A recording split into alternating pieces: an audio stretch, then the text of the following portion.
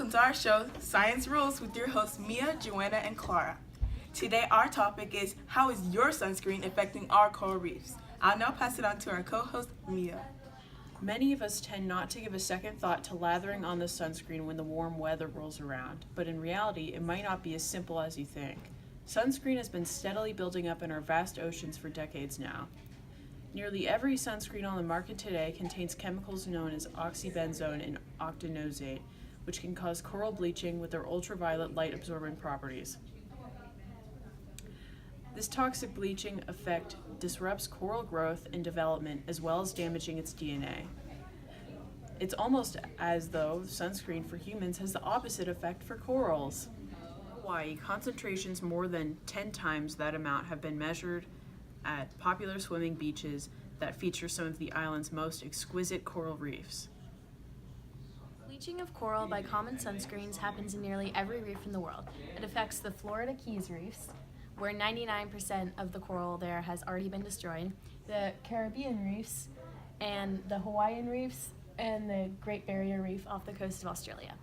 Anywhere from 6,000 to 14,000 tons of sunscreen have entered the ocean in the past year, which has had devastating effects on the coral reefs and other marine life.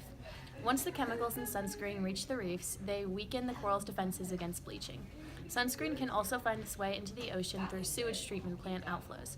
Chemicals like oxybenzone and octinoxate are usually not removed by wastewater treatment systems.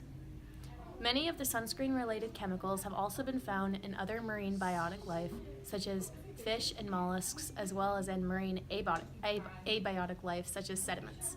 However, it has the most devastating effects on the coral itself. Sunscreen bleaches coral fragments and coral cells from various species of hard corals. This has a more pronounced effect at higher water temperatures. Sunscreen also causes the induction of the lytic viral cycle in symbiotic zooxanthellae with latent infections. It also damages and deforms coral larvae, and it causes damage to the coral DNA and their reproductive success.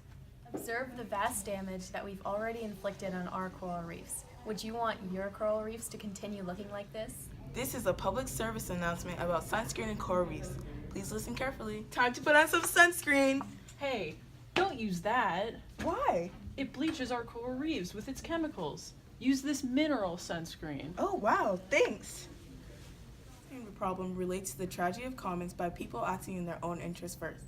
They aren't informed about the dangers of sunscreen, but they don't take the time to see what it does. The more sunscreen that people put on, the more our coral reefs are affected. If people became more informed, we could all save our coral reefs. We can change this by becoming more informed. You've already taken the first step by watching this video. You can choose mineral sunscreens, especially lotions containing non-nano zinc dioxide, as the primary active ingredient. Look for reef-safe sunscreens, which are becoming increasingly available.